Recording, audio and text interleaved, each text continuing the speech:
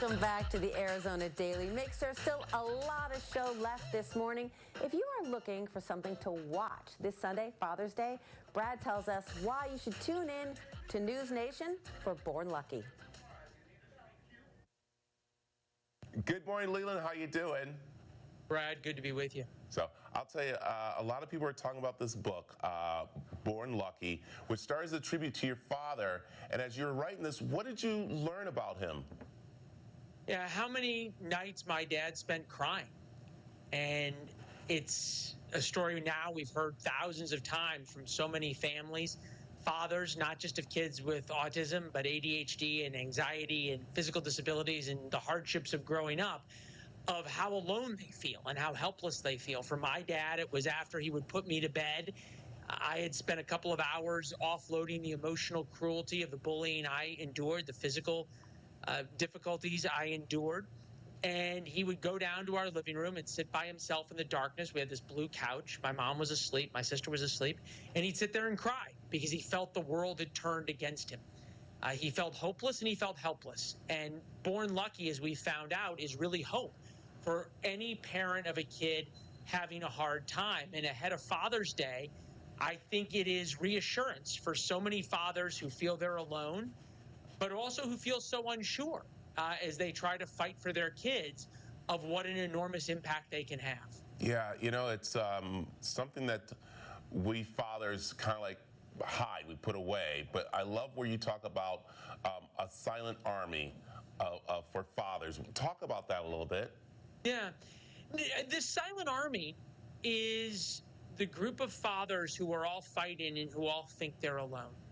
And my father, when I was diagnosed at 8 years old, said we're going to adapt him to the world. We're going to adapt Lucky to the world, not the world to Lucky.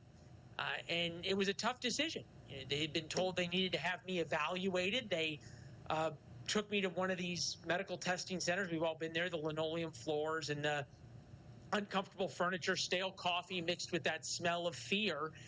Waited for a couple of hours. The woman came back and said, your son has big problems.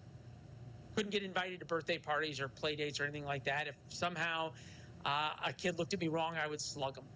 Big sensory issues. If I had socks on I didn't like or a jacket on I didn't like, I'd melt down. Big learning disabilities. 20-point spread between two IQ tests is a learning disability. I had a 70-point spread between the two halves of the IQ test. Biggest they'd ever seen. And the woman said there's not much you could do. And at the time, and still today, it's very in vogue to take away all the adversity and to just meet a kid where he's at. And my dad said, I'm going to meet him where he's at, which is a disaster, but I'm going to figure out where we're going. And Born Lucky is that story of adapting me to the world. More importantly for fathers, it's a story of holding a kid's hand through adversity rather than trying to just take all the adversity away, and teaching the resilience to a kid that you can only learn by doing it. Yeah, wow. I'll tell you, just listening to you now is inspiring. And just like your dad inspired you, you've inspired a lot of families around the world, not just the country, around the world with this book. And so how important is that to you and this special that is coming out? Yeah.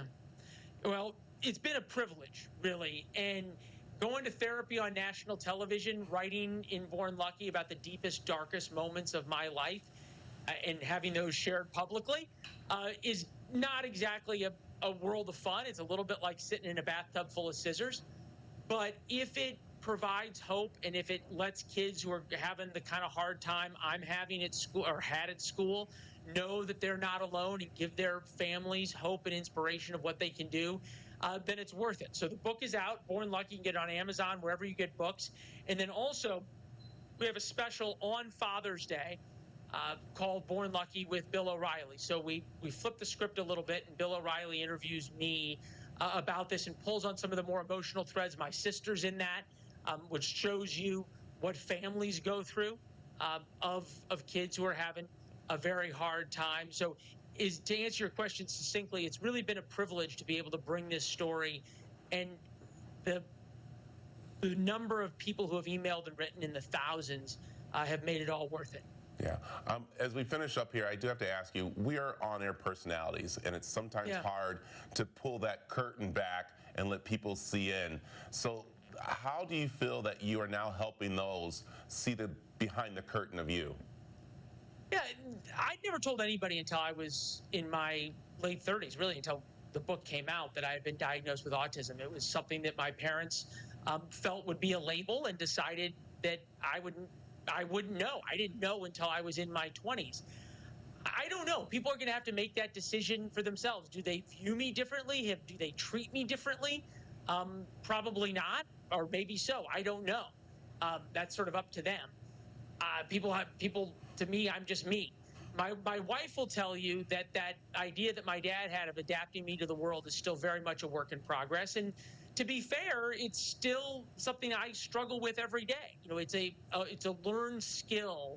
I've equated it in the book of dealing with autism to sort of being an alcoholic a little bit. It's something that will always be with you, that you can work on mitigating, but it's not something that'll ever leave you.